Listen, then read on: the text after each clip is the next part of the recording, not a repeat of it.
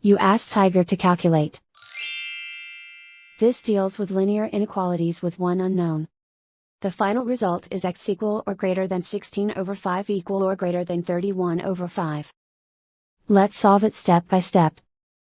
Simplify the expression. Group like terms.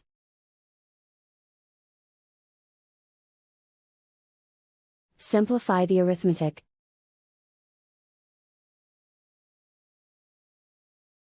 Group all constants on the right side of the inequality. Subtract 3 from both sides.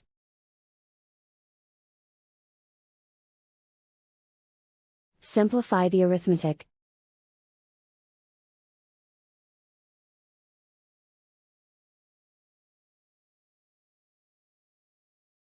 Isolate the x. Divide both sides by 5.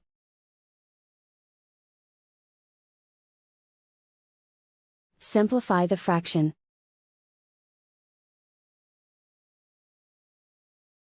Plot the solution on a coordinate grid.